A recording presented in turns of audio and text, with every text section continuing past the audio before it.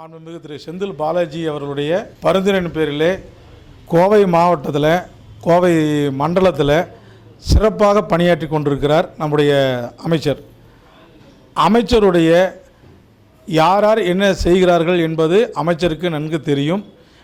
அது மட்டுமல்லாமல் எல்லார் மனதிலும் நம்மளுடைய ஏர்போர்ட் ராஜேந்திரன் அவர்கள் தலைமை செயற்குழு உறுப்பினர்கள் எந்த நேரத்திலும் கூப்பிட்ட குரலுக்கு பாகுபாடு இல்லாமல் ஜாதி மதம் பேதம் இல்லாமல் அனைவரிடமும் அன்பாக பழகி எந்த ஒரு பிரச்சனைகள் ஆனாலும் அதை சுகமாக முடித்து கொடுத்து அந்த குடும்பத்தில் ஒருத்தராக நல்ல பண்பாக அந்த மக்களுடன் நல்ல எளிமையாக பேசி எல்லார் மனதிலும் நல்ல நீங்கா இடம் கொடுத்திருக்கிறார்.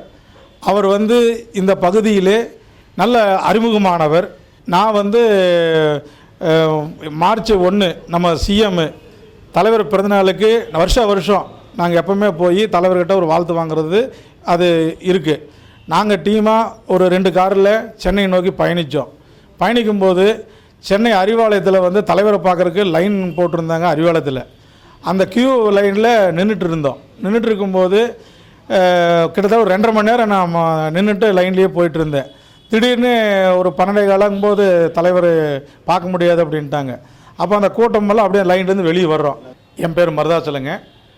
நான் மதுக்கரை கிழக்கு ஒன்றிய துணை செயலாளர், கோவை தெற்கு மாவட்டம். நாங்கள் வருஷம் சிஎம் பிறந்தநாளுக்கு சென்னை போகிறது வழக்கமாக வச்சுருக்கிறோம். இந்த வருஷமும் சென்னைக்கு போனோம். சென்னைக்கு போகும்போது நாங்கள் ஆதிராவிட நலக்குழு சார்பாக சென்னைக்கு போனோம். 2 காரில் போய் தலைவரையும் பார்த்துட்டு அங்கே திடீர்னு தலைவரையெல்லாம் பார்த்துட்டு அந்த சந்தோஷத்தில் எல்லாம் இருந்தோம். எனக்கு கொஞ்சம் உடம்பு சரியில்லாமல் போய் ராஜீவ்காந்தி ஆஸ்பத்திரியில் எனக்கு திடீர்னு அட்மிஷன் போட்டாங்க. அதில் நம்முடைய தமிழ்நாடு தூய்மை பணியாளர் நல வாரிய தலைவர் எனது மாமா திப்பம்பேட்டி ஆரிச்சாமி அவருங்க உடனே அந்த ஸ்பாட்டுக்கு வந்துட்டாங்க. அந்த அந்த டீன் மேடத்துக்கிட்டையும் பேசி எனக்கு சிறப்பான சிகிச்சை அளித்தாங்க. நான் அங்கே ஒரு 4 நாள் ட்ரீட்மெண்ட் பார்த்தேன். எங்கூட வந்தவங்களும் எங்கூடயே இருந்தாங்க. இந்த விஷயத்தை எங்கள் மாமா திப்பம்பேட்டி ஆரிச்சாமி அவங்க ஏர்போர்ட் ராஜேந்திரன்கிட்ட எடுத்து சொன்னாங்க. உடனே அந்த ஸ்பாட்டுக்கு மறாதன்னைக்கு ஏர்போர்ட் ராஜேந்திரன் விடிய காலையில் 6:30 மணிக்கே என்னோடய வார்டுக்கு டாக்டர்கிட்டையும் என்னோடய உடல்நலத்தையும் பற்றி விசாரித்தார். ஏன் இதை சொல்ல வரேன்னா, அந்த யாருக்கு என்னன்னாலும் சரிங்க, காதில் தகவல் கேட்டால் உடனே பார்க்கக்கூடிய மனப்பான்மை படைத்தவர் நம்ம ஏர்போர்ட் ராஜேந்திரன். எந்த ஒரு ஜாதி வேதம் இல்லாமல் பழகக்கூடியவர். எங்கள் கிணத்துக்கடு பகுதியில் பார்த்திங்கன்னா எந்த ஒரு துக்க நிகழ்ச்சி நல்ல விசேஷங்கள் எந்த ஒரு நிகழ்ச்சிக்கு அவருக்கு அழைப்பு இருக்கோ அழைப்பு இல்லையோ, ஆனால் காதில் கேட்டால் அந்த இடத்துக்கு நிற்பார். எங்கள் சமுதாய மக்கள்கிட்ட அன்பாக பழகிறாரு. அனந்தவி மாதிரி இருக்கார். அவர் ஏதோ கிணத்துக்கடு தொகுதியில் சீட்டு கேட்டிருக்கேன்னு தகவல் கிடச்சிது. அதெல்லாம் நம்முடைய மண்டல அமைச்சர் செந்தில் பாலாஜி ஐயா அவருக்கு தான் தெரியும். அவர் நம்ம கோவை மாவட்டத்தில் சிறப்பாக பண்ணிகிட்ருக்காரு. அவர் தான் இந்த கோவை மாவட்டத்தில் 10 தொகுதியும் வென்று காட்டுவார். அவருக்கு பின்னால் இருக்கிறவங்க யாருங்கிறது அவருக்கு ஐயாவுக்கு தான் தெரியும்.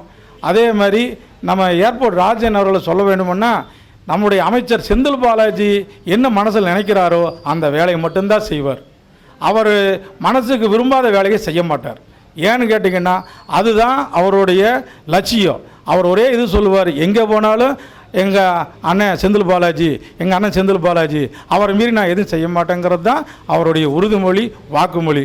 இது எல்லாம் ஒரு நல்ல வேட்பாளர் இந்த கோவை மண்டலத்தில் சிறப்பாக செந்தில் பாலாஜி அவர்கள் வெற்றி பெறுவது உறுதி. அருமையான ஒரு வேட்பாளர் தேர்ந்தெடுப்பார். அதில் கிணத்துக்கடு தொகுதியில் யாருக்கு அப்படிங்கிறது நல்லா பழையக்கூடியவர் யாருங்கிறதெல்லாம் ஐயாவுக்கு தெரியும். சிறப்பாக நீங்கள் ஒரு வேட்பாளர் தேர்ந்தெடுத்து வெற்றி பெற வைக்கணும். நன்றி, வணக்கம். நான் கிணத்துக்கடு தொகுதிக்குட்பட்ட பேரு செட்டிபாளையம் கிராம பஞ்சாயத்தில் புரிந்து வருகிறேன்.